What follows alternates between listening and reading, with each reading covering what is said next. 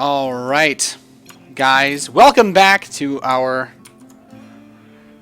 Heart of the Swarm, King of the Hill, Best of 9, brought to you by SC2TV.RU.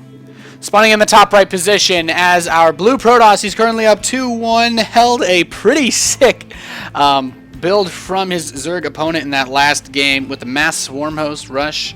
I have to say, he had some really great decision making with his recalls, and, well, that's why he's ahead right now. He is WhiteRa. And spawning in the bottom left position as our red Zerg player from Team Quantic Gaming. He went for a pretty awesome build last game, but man, he got caught off guard hard by that base trade. It is HyuN.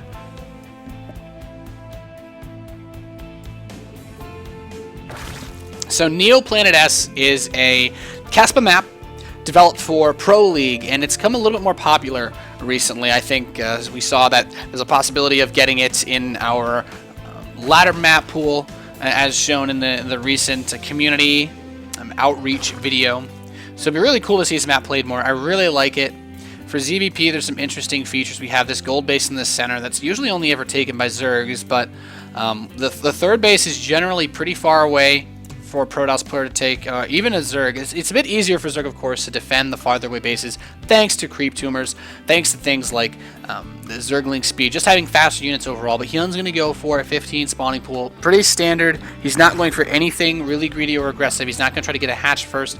Although, I will say WhiteRa, it definitely doesn't seem like a player that wants to go for a cannon rush. He really likes his mid game, and he's been kind of showing that with how fast he's been taking his expansions. But this game, he's going to go for he's going to get his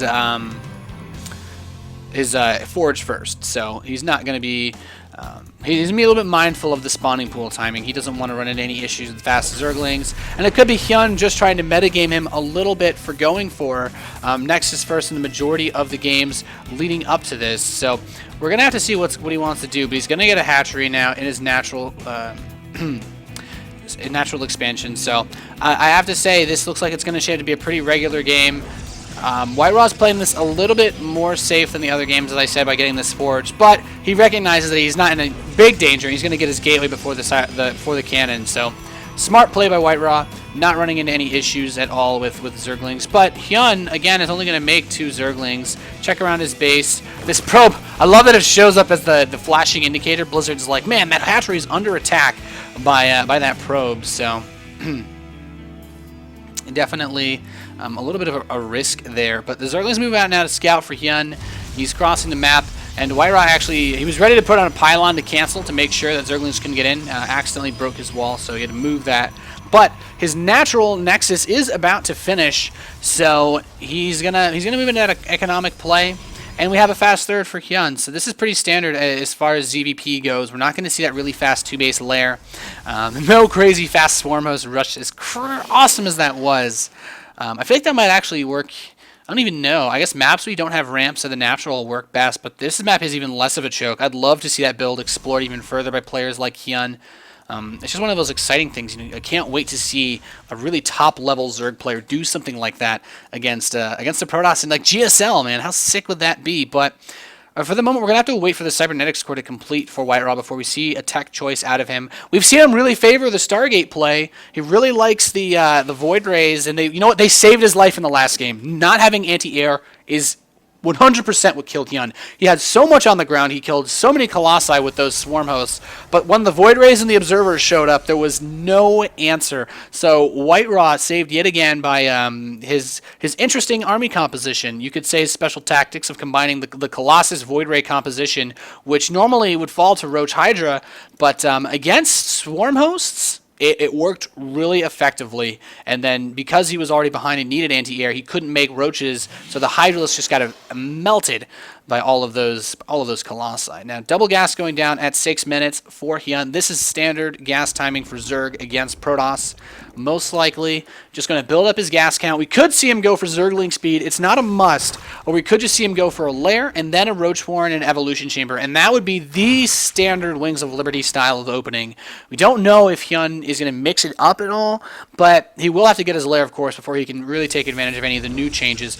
Burrow has been moved to Hatchery Tech, but off 3 bases, getting Burrow at this point in the game would really delay him from getting other tech that would be much more useful. And WhiteRa is going to open up with a robotics facility again this game, but he is also going to get that Stargate, and this is interesting because the Overlord sees that Stargate, and it will also see the robotics facility, so he kind of has to prepare himself for both worlds. Now the lair has started. I'd like to see a Roach Warren just because Roach Hydra Viper seems like the strong composition that worked well for him in the first game, or he could just go Hydralisk Viper. But we have 2 more gas being taken at the third base for HyuN. Teensy bit sooner than I expected, in all honesty. I thought we might see some form of ground tech. There's no Baneling Nest, it's just a spawning pool. So this makes me think that we're going to see a Spire out of HyuN when his lair completes, just because we don't have any kind of tech that he can work off of when he gets there, and because he's going to have this gas. But Mothership Core pokes forward, not going to be able to do too much. The Queens are prepared to stop that, and HyuN did a good job of spreading the creep over. I love that snaking animation on the creep tumor. So nice when you spread them. Looks sick. Immortals on the way. First one is complete. We're going to have a second one done soon. Evolution Chamber coming in for HyuN. And +1 attack. So WhiteRa is doing what could be, you would say in Wings of Leo, he's gearing up for some kind of 2-base push, but that's not how WhiteRa tends to play. I think he might just use this to get a 3rd base. We have a 4th started for HyuN, and we have just going to see a Hydralisk Den, so HyuN is going to take all this gas, and he's just going to go for another big Hydralisk, probably Hydralisk Viper push. Honestly, that just worked so well for him in game number 2 on Daybreak. That just seemed to be the sweet spot for how to deal with WhiteRa, was just doing the Hydralisk aggression and using the Vipers to just out-micro him. But HyuN has already creeped up the 3rd of WhiteRa. WhiteRa hasn't sent any probes there just yet, so he could be waiting for this +1 attack to finish. He's getting a Colossus out, and he canceled the Stargate. It looks like I didn't even notice he canceled the Stargate. It looks like he's just going to throw on these 5 additional gateways and just go for a timing attack off of 2 bases with the Colossus. And you know what? This is going to work super well if he pushes. He waits for 1 or 2 Colossi and then move out against the Hydralisks. These aren't going to be able to take any damage. There's no Roach Warren. There's no tanky option available right now. HyuN doesn't have any tanky units. These Hydralisks, we saw how fast they died to the Colossus. I'm really surprised by this build decision by WhiteRa, simply because this doesn't seem like something he'd normally do. But he is taking advantage of what his opponent is doing in terms of what he saw in the earlier games. So he sees, okay, well, if he's going to go Hydralisk, he just hasn't been making many Roaches. And we haven't seen many Roaches out of HyuN. So if WhiteRa goes for this big push, this could be devastating. I feel like the way that he's laying out his pylons is a little bit more defensive, just because it seems like he might just be trying to take a 3rd base behind his army, but he still has a lot of options available to him. Second Colossus is about to come out, and I think this would be the ideal time to push. By the time he reaches his opponent's base, the Colossus range upgrade will be complete. WhiteRa will have what he needs to push through, and it's just Zergling Hydralisk. This army is not exactly what he needs, but the Hydralisks are trying to get up close and personal. The Colossus attacking. The range upgrade is not done yet. They have to get close to the Hydralisks to fight them, and there are a lot of those Hydralisks. The Colossi, the range upgrade now done, going to be able to attack from a little bit further behind, and we see these Hydralisks just taking tons of damage from the Colossus. WhiteRa blowing through this army of HyuN, and he may push forward. We see a big Zealot Warp in to supplement this, and it looks like WhiteRa might just try to push down and kill the 3rd base of HyuN. He doesn't know that the 4th base is complete, but he wants to go for the base that has the most drones mining, which will be that 3rd. And we already have a pylon position. Sentries being warped in. More Zealots. That snaking tumor is going to step forward, but will not be able to do anything. And HyuN, he's thrown on a Spire. He's on the back burner now. He doesn't have anything to deal with the Colossus. Just Zergling Hydralisk does not beat almost any number of Colossi. Once you get 2, 3 Colossus, the area of effect splash damage is so much damage to these low health units. Zerglings have 35 hit points. Hydralisks have 80. Just not tanky enough. And WhiteRa's building up his forces. I'd love to see him push forward again.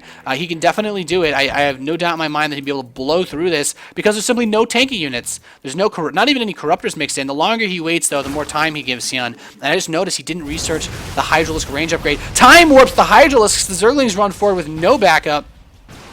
And here WhiteRa goes. HyuN gets a pretty good surround. He has a pretty decent concave, but force fields block off one of these paths. And the thing is, even though he can push in from this side, the time warp slows down all the units. The Colossi attacking now. HyuN's going to send everything. The Zerglings moving in.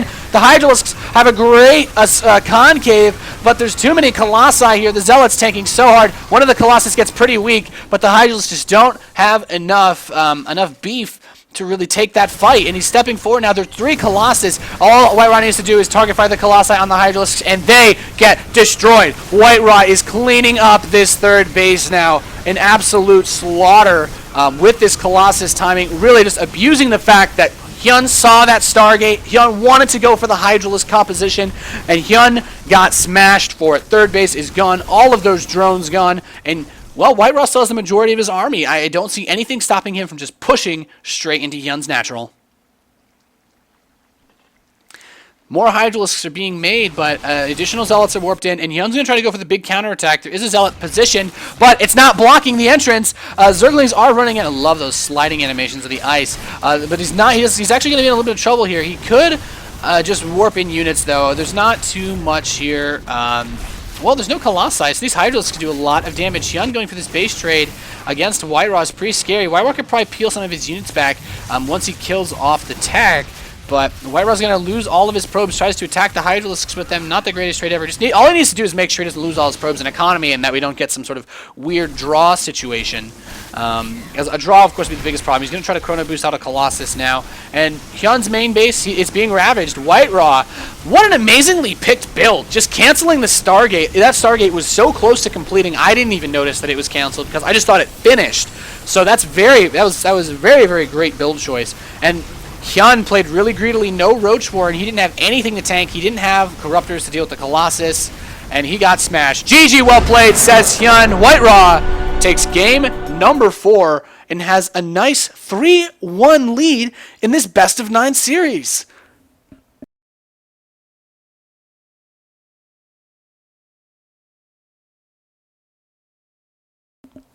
Man, that was awesome. Oh my god. The time warp, like he tried, it's like you can't flank.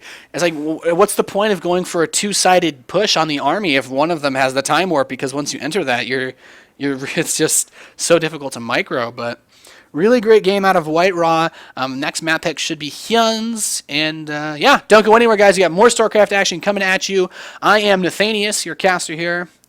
You can find me on Twitter. I'm at Quantic.HyuN, and YouTube.com/DarkNathanias. If you've missed any of these games, if you want to find the VODs and say, hey man, check out this sick play that WhiteRa made with a recall on Star Station, you can find all of that there.